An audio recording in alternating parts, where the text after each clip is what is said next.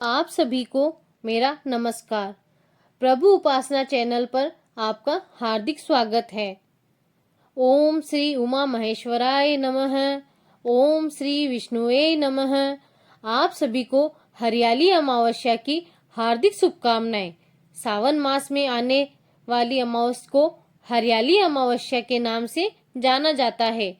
आज की इस वीडियो में हम सुनेंगे हरियाली अमावस्या की व्रत कथा। पौराणिक कथा के अनुसार एक समय एक राजा हुआ करते थे जो बहुत ही धर्मपरायण और पुण्य कर्म करने में बहुत ही विश्वास रखते थे।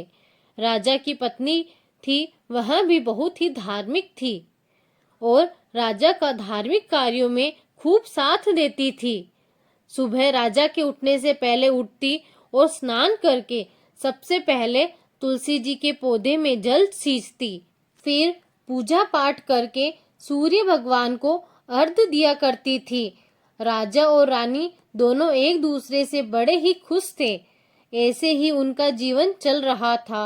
एक दिन राजा ने रानी से कहा कि हम अपने महल में कोई पूजा का आयोजन करवाएं।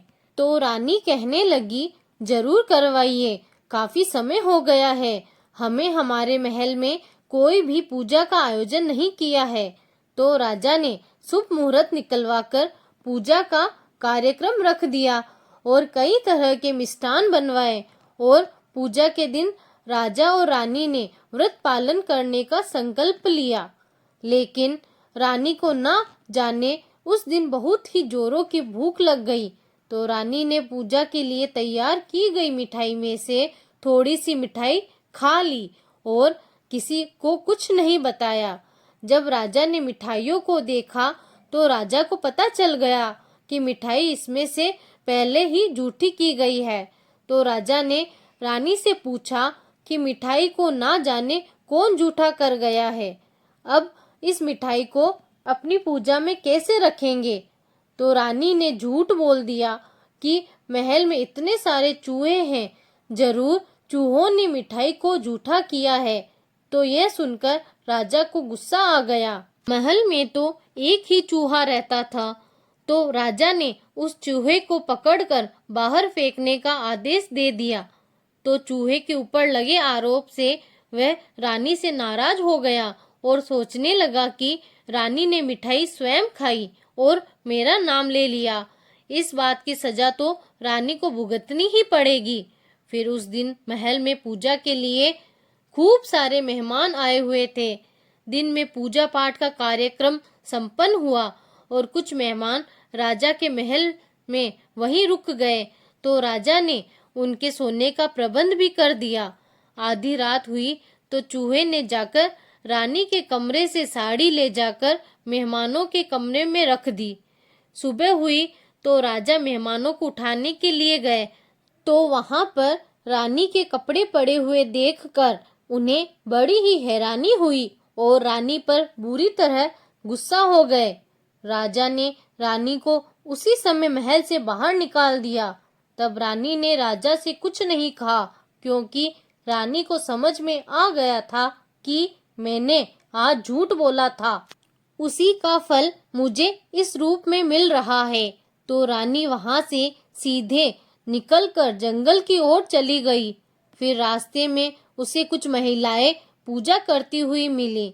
तो रानी ने उनसे पूछा कि बहनों, आप यह सब क्या कर रही हो और इसके करने से क्या फल मिलता है। तो महिलाएं कहने लगी कि आज हरियाली अमावस्या है और हम भगवान शिव और माता पार्वती की पूजा कर रहे हैं। इस व्रत को करने से वैवाहिक जीवन में आए दुखों का अंत होता है और अखंड सुख सौभाग्य की प्राप्ति होती है। तो यह सुनकर रानी बड़ी खुश हुई और उनसे कहने लगी कि बहनों, अगर आप इस व्रत की विधि मुझे अच्छे से समझा दो तो आपका बड़ा एहसान होगा। तो व्रत की सारी विधि जानकर रानी ने उस दिन उन महिलाओं के साथ भगवान शिव और माता पार्वती की पूजा की। उसके बाद वह जंगल में चली गई। वहां जाकर झोपड़ी बनाकर रहने लगी और रोजाना शाम को उन महिलाओं के पास आकर शिव पार्वती जी की पूजा करती और घी का दीपक जलाकर उसके पास जवार बोती और पूजा करने के बाद में गुड़दानी का प्रसाद बांटती। तो एक दिन की बात है कि राजा शिकार करते उधर से जा रहे थे, तो आते जाते अंधेरा हो गया। राजा की नजर पड़ी कि कोई चमकीली वस्तु नजर आ रही थी और राजा देखने के लिए उस पेड़ के पास चले गए। राजा ने जाकर देखा, वहां बहुत सारे दीपक जल रहे हैं और वह आपस में बात भी कर रहे हैं। सारे अपनी अपनी आपबीती बता रहे थे और रानी का वह दिया चुपचाप बैठा था। तो सारे दीपक कहने लगे कि तुम चुपचाप क्यों बैठे हो, तुम अपनी बात भी हमें बताओ, तुम्हारी पूजा क्यों की जाती है। तो वह दिया कहने लगा कि मैं तो राजा के घर का हूँ, मैं क्या बोलूँ। मेरा राजा बहुत ही धर्मपरायण थे और रानी भी राजा की हर धार्मिक कार्यों में उनका साथ देती थी। और एक दिन महल में पूजा का कार्यक्रम रखा गया। उस दिन रानी को न जाने क्या हो गया, उन्हें बहुत जोरों की भूख लग गई और उन्होंने प्रसाद की मिठाई में से थोड़ी सी मिठाई खा ली। जब राजा ने पूछा तो रानी ने चूहे का नाम लगा दिया, जिससे वह चूहा बहुत ही क्रोधित हो गया और अपना बदला लेने के लिए उसी रात रानी के कपड़े ले जाकर मेहमानों के कमरे में रख आया।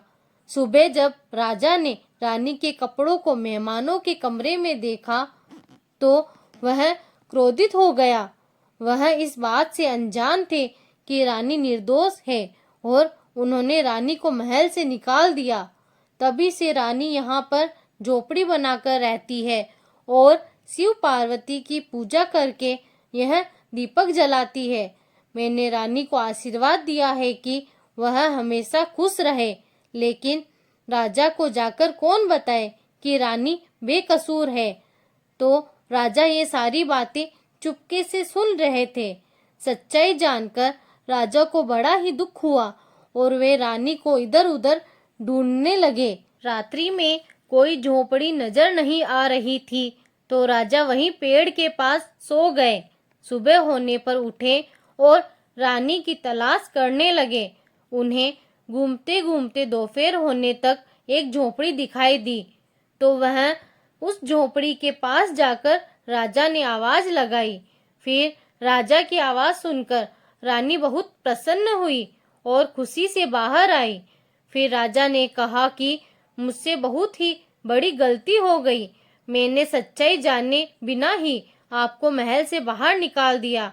तो रानी ने कहा कि नहीं महाराज, मुझे तो मेरे कर्मों का फल मिला है, इसमें आपका कोई दोष नहीं है। तो राजा रानी को लेकर घर आ गए। सारे नगरवासी बड़े ही प्रसन्न हुए, दोनों खुशी खुशी से रहने लगे। भगवान शिव और माता गौरी की कृपा से 9वें महीने रानी ने 2 जुड़वा पुत्रों को जन्म दिया। फिर वे दीर्घ काल तक जीवित रहे और अपने अपने जीवन में समस्त सुखों का भोग करते हुए अंत में शिव धाम को चले गए। हे शिव शंकर महाराज, हे गौरी माता, जैसी आपने रानी पर कृपा की वैसे ही सभी पर करना, सभी पर सुख सौभाग्य को बनाए रखना। प्रेम से बोली भगवान महादेव और माता गौरी की जय हो। अमावस्या की तिथि पर अमावस माता की कथा सुनी जाती है। तो आइए आज हम सुनते हैं अमावस माता की कथा। पौराणिक कथा के अनुसार एक गांव में सास और बहू अकेले रहते थे और उनका बेटा विदेश में कमाने के लिए गया हुआ था। सास और बहू बहुत ही प्रेम से रहती थी, दोनों एक दूसरे की देखभाल भी करती थी। एक दिन बहू ने खाना नहीं खाया, तब सास बहू से पूछने लगी कि बेटा, आज तुमने खाना क्यों नहीं खाया। तब बहू कहने लगी कि सासू माँ, आज मेरा अमावस माता का व्रत है, इसलिए मैंने खाना नहीं खाया।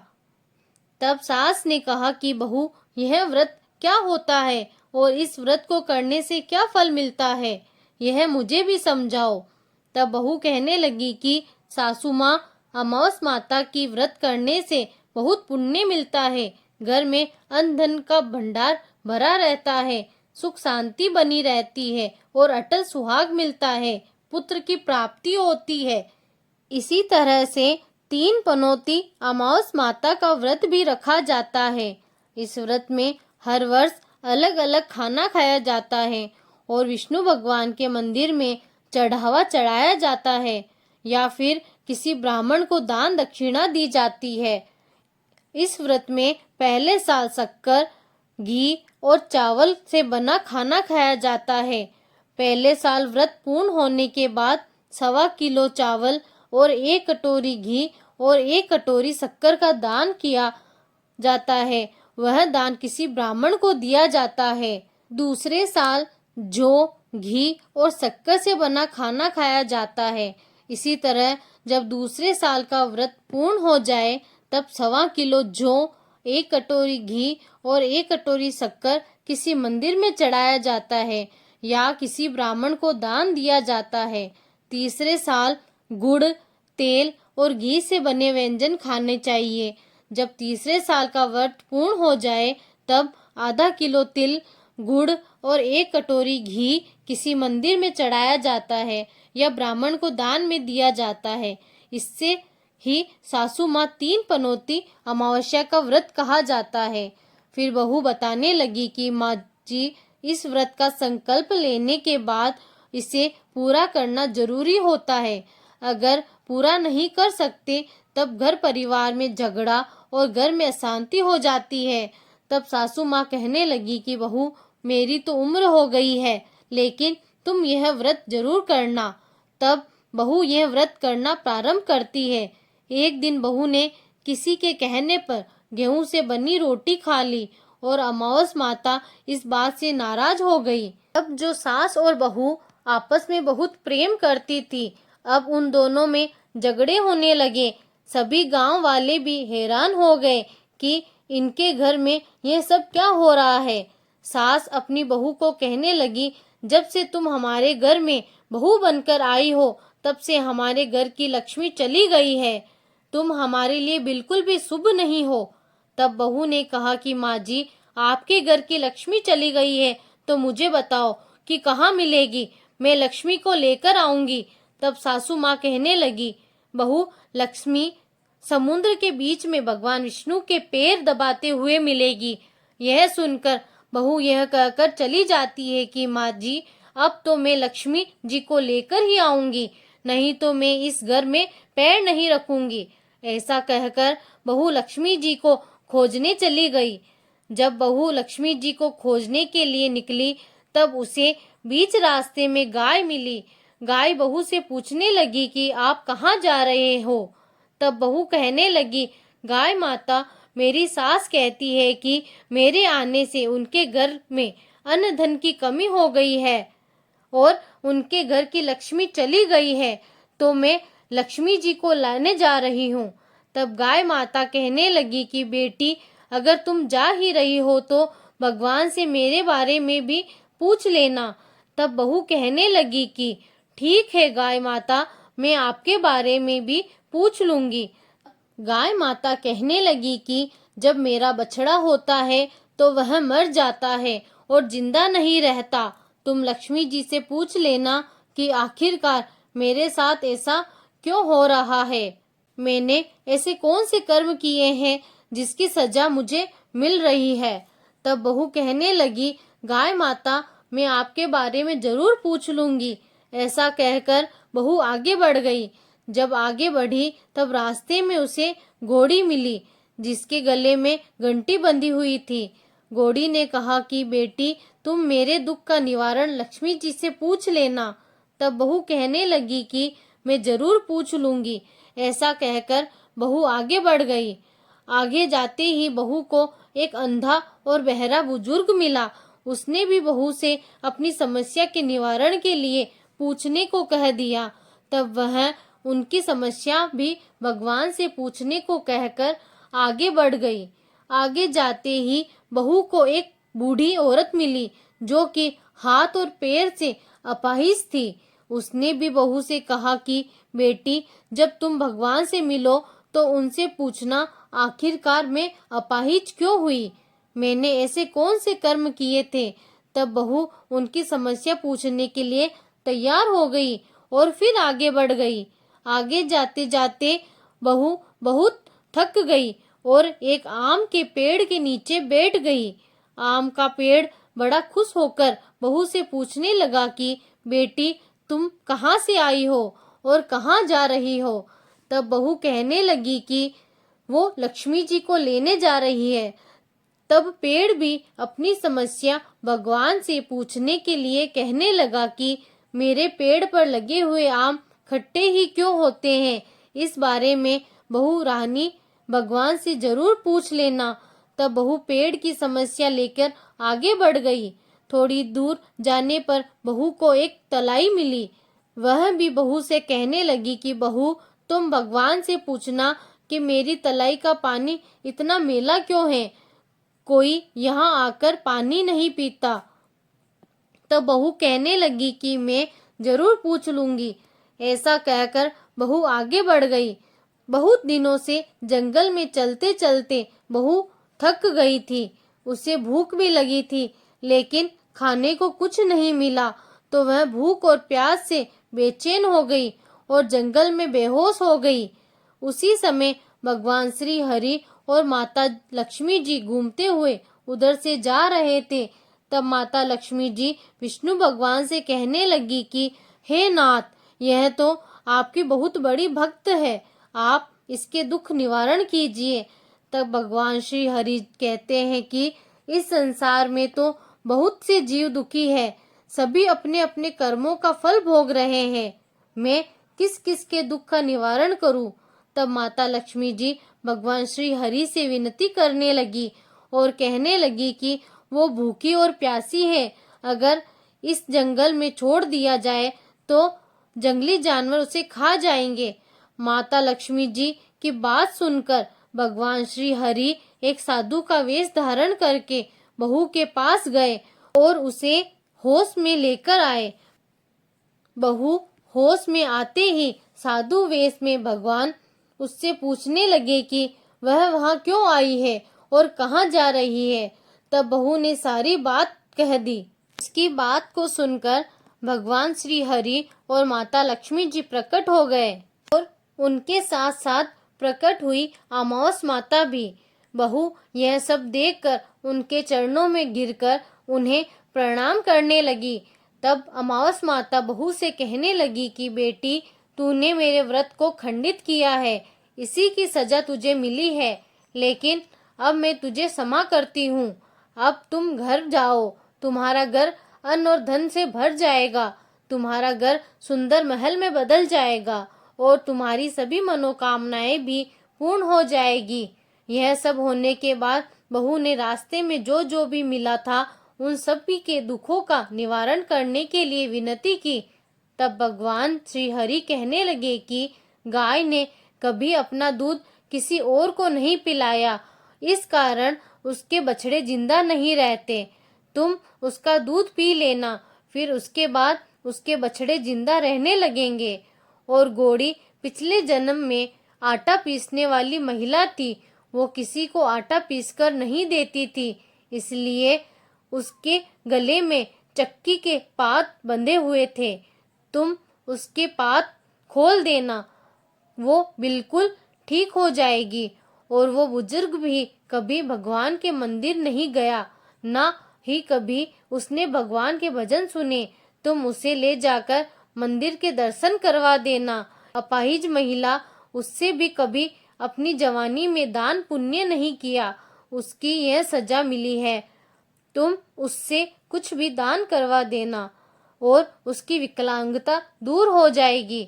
और वह आम का पेड़, उसने तो कभी अपने पेड़ के आम किसी बच्चे को खाने नहीं दिए, इसी कारण उसके सभी आम खट्टे होते गए। अब तुम उस पेड़ का आम खा लेना और उसके बाद से उस पेड़ पर मीठे आम लगने लगेंगे। और तलाई का पानी पिछले जन्म में देवरानी जेठानी थी, जो हमेशा आपस में झगड़ा करती थी, इसलिए उसका पानी मैला है। तुम उसका पानी पी लेना तो वह तलाई शुद्ध हो जाएगी, फिर लोग वहां आकर पानी पीने लगेंगे। इस प्रकार बहू ने श्री भगवान श्री हरि, माता लक्ष्मी जी और अमावस माता को प्रणाम किया और उन्हें धन्यवाद दिया और अपने घर के लिए तैयार हो गई। रास्ते में उसे जो जो भी मिला उनकी सभी समस्या भगवान के कहे अनुसार दूर करती चली गई। सभी ने उसे भर भर कर आशीर्वाद दिया। उसका टूटा फूटा घर एक सुंदर महल में बदल गया। उसके घर में अब अन्न और धन का भंडार भर गए।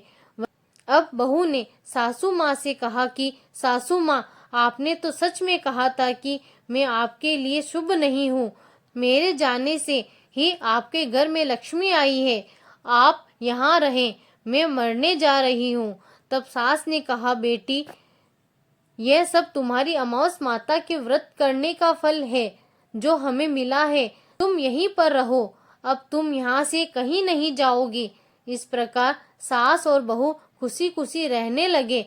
और फिर एक दिन सास का बेटा भी विदेश से वापस लौट आया और घर में जब से उसने खूब धन दौलत और धन के भंडार देखे हैं और उसकी माँ ने सारी बातें अपने बेटे को बता दी।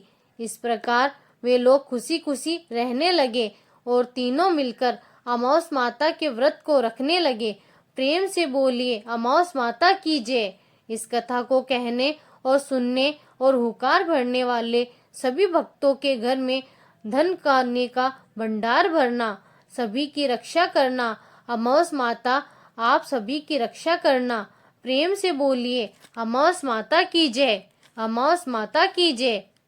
आइए अब सुनते हैं अमावस माता के व्रत की तीसरी कथा। कांचीपुरी नाम के नगर में देव स्वामी नाम का एक ब्राह्मण रहता था और उसकी पत्नी का नाम धनवती और पुत्री का नाम गुणवती था। उसके 7 पुत्र थे। देव स्वामी ने अपने 7 पुत्रों का विवाह कर दिया। इसके पश्चात अपनी पुत्री के विवाह के लिए योग्य वर की तलाश हेतु उसने अपने बड़े लड़के को बाहर दूसरे देश भेज दिया। इधर देव स्वामी ने भी अपनी पुत्री गुणवती की कुंडली एक ज्योतिषी को दिखाई। ज्योतिषी ने गुणवती की कुंडली देखकर कहा कि ब्राह्मण देवता, आपकी पुत्री की कुंडली में तो दुर्भाग्य लिखा है। आपकी पुत्री की कुंडली में विवाह का योग ही नहीं है। यदि इसका विवाह हुआ भी तो सप्तपदी होते होते ही आपकी कन्या विधवा हो जाएगी। यह बात सुनकर देव स्वामी अत्यंत दुखी हुए और ज्योतिषी से इस योग के निवारण का उपाय पूछने लगे। ज्योतिषी ने उपाय बताकर कहा कि इस योग का निवारण सिंगल द्वीप निवासिनी सोना नाम की धोबन को घर बुलाकर उसकी पूजा करने से ही संभव हो पाएगा। ज्योतिषी के मुंह से ऐसी बात सुनकर देव स्वामी ने अपने छोटे बेटे के साथ अपनी पुत्री को सोना धोबिन के घर लाने के उद्देश्य से सिंगल द्वीप जाने के लिए तैयार किया। अब वे दोनों भाई बहन समुद्र के तट पर पहुंचकर समुद्र पार करने का उपाय सोचने लगे, लेकिन समुद्र बहुत विशाल था। उन्हें कोई उपाय नहीं सूझ रहा था। थक हार कर दोनों भाई बहन भूखे प्यासे ही एक वट वृक्ष के नीचे छाया में बैठ गए। उसी पेड़ पर घोंसले में एक गिद्ध का परिवार रहता था। उस समय घोंसले में सिर्फ गिद्ध के बच्चे थे। वे बहुत से भाई बहन के क्रियाकलापों को देख रहे थे। शाम को जब गिद्ध के बच्चों की माँ भोजन लेकर घोंसले में आई तो वे उस भाई बहन की कहानी को बताने लगे। उनकी बात सुनकर गिद्ध की माँ को नीचे बैठे भाई बहन पर काफी दया आ गई और बच्चों को आश्वासन दिया कि वह उनकी समस्या का समाधान करेगी। यह सुनकर गिद्ध के बच्चों ने भोजन ग्रहण किया। दया और ममता से वशीभूत गिद्ध माता उनके पास आई और बोली कि मैंने आपकी समस्याओं को जान लिया है। इस वन में जो भी फल फूल मिलेगा मैं आपके लिए ले आती हूँ तथा प्रातः काल में आपको सिंगल द्वीप धोबिन के पास पहुँचा दूंगी। अगले दिन सुबह होते ही गिद्ध माता ने दोनों भाई बहनों को समुद्र पार कराकर सिंगल द्वीप सोना के पास पहुंचा दिया। गुणवती प्रतिदिन सुबह सूर्योदय से पहले सोना का घर लीप दिया करती थी। एक दिन सोना ने अपनी बहुओं से पूछा कि प्रतिदिन सुबह हमारा घर कौन लीपता है? तो बहुओं ने तारीफ बटोरने के लिए कहा कि हमारे अलावा और कौन ऐसा करेगा। लेकिन सोना को उनकी बातों पर विश्वास नहीं हुआ और वह ये जानने के लिए पूरी रात जागते रही। तभी उसने सुबह गुणवती को घर साफ करते हुए देख लिया। उससे उसकी परेशानी पूछी तो गुणवती ने अपनी परेशानी बताई, जिसे सुनकर सोना चिंतित हो गई और उसके घर जाकर पूजा पाठ करने के लिए तैयार हो गई। घर से निकलने से पहले उसने अपनी बहू से कहा कि यदि मेरी अनुपस्थिति में किसी की भी मृत्यु हो जाए तो उसके शरीर को नष्ट मत कर देना।